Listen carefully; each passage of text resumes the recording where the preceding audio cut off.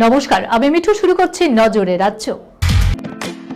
Lake view হাসপাতাল, সময় অসময় সব সময় আমাদের পরিষেবা modular OT, paediatric surgery, plastic surgery, general surgery, neuro surgery, urology, gastroenterology, gynaecology, orthopaedic, ENT, chest সমস্ত অভিজ্ঞ চিকিৎসকদের দ্বারা চিকিৎসা করা হয়। সর্বোন্নত আইসিইউ, এইচডিইউ, প্যাথোলজি, সমস্ত রকমের USG, CT scan, X ray, FNAC, biopsy, tapping. শুধুমাত্র আমরাই পারি স্বল্প মূল্যে অত্যাধুনিক প্রযুক্তির চিকিৎসা। কলকাতা ও হায়দ্রাবাদের বিশেষজ্ঞ চিকিৎসকদের সুপরামর্শ, নিজস্ব ফার্মাসিতে 20% ছাড়ে ওষুধ, প্রতি রবিবার প্রসূতি মায়েদের বিনামূল্যে ইউএসজি পরিষেবা। ঠিকানা লেক ভিউ হাসপাতাল, লালদিঘি মোহনা বাসস্ট্যান্ডের পিছনে, বহরমপুর, মুর্শিদাবাদ। চেয়ার কি নেহাতই নিত্যদিনের ব্যবহারের সামগ্রী মাত্র, নাকি শাসকের ক্ষমতার প্রতীক?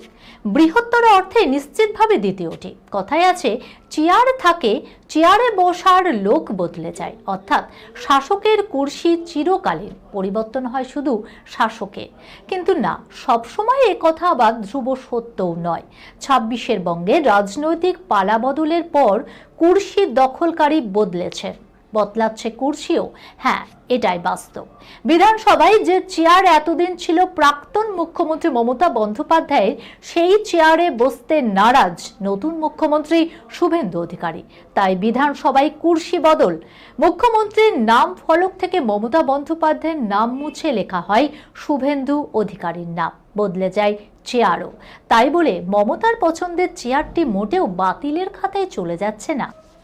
সূত্রের খবর, সেই চেয়ারটি সরিয়ে নিয়ে যাওয়া হয়েছে বিরোধী দলের ঘরে। 10ই মে মাতৃদিবস। বিশ্বজুড়ে আজ মায়েদের দিন। গর্ভধারিণীকে ভালো রাখার, ভালোবাসার আদর্শ সময়। এমন বিশেষ দিনে মা নামের অনুভূতির কথা খোলামেলাভাবে প্রকাশ করলেন রাজ্যের নতুন মুখ্যমন্ত্রী শুভেন্দু অধিকারী।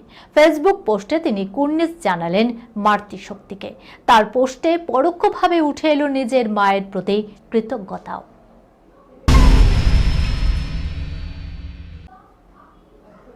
অভিনেত্রী হিসেবে যত না নাম, যশ, প্রতিপত্তি, তার থেকে অনেক বেশি স্টাইল আইকন হিসাবেই জনপ্রিয় বাংলার ফ্যাশন দুনিয়ায়। ট্রেন্ড মেকার বললেও ভুল হবে না।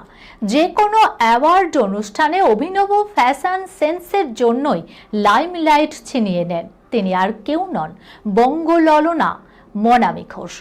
সম্প্রতি বেঙ্গলস মোস্ট স্টাইলিশ অ্যাওয়ার্ডস অনুষ্ঠানে সিজন 3-তে মনামির উপস্থিতি আরও একবার আলোচনার কেন্দ্রবিন্দুতে।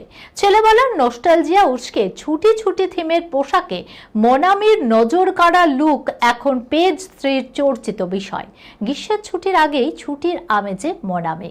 এখানে শেষ নয়, চমকের বাকি এখনো আরও অনেক কিছু।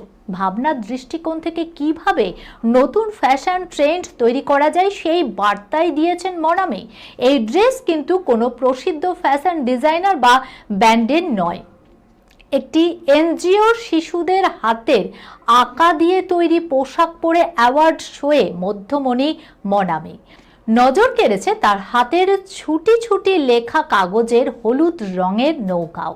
বলা ভালো, কাগজ কেটে তৈরি পোশাকে পুরস্কার বিতরণের মঞ্চ মাতালেন মনামি ঘোষ। এবার একটু আবহাওয়ার খবরে চোখ রাখবো। দক্ষিণের 5 জেলায় কালবৈশাখীর পূর্বাভাস। কলকাতায় বিক্ষিপ্তভাবে ঝড় বৃষ্টির সম্ভাবনা রয়েছে। কলকাতা সহ দক্ষিণবঙ্গের বাকি জেলাতেও 40 থেকে 50 কিলোমিটার ঝোড়ো হাওয়ার সঙ্গে বজ্রবিদ্যুৎ সহ বৃষ্টির সম্ভাবনা রয়েছে। দক্ষিণে সোমবার থেকে কমবে বৃষ্টির সম্ভাবনা। মঙ্গলবার থেকে শুক্রবার পর্যন্ত ঝড় বৃষ্টির সম্ভাবনা ক্রমশ বাড়বে তাপমাত্রাও। এই খবরের সঙ্গে শেষ করলাম আজকের নজরে রাজ্য। আপনারা দেখছেন টিভি 24 বাংলা, সংবাদ বিনোদন সারাদিন সারাক্ষণ।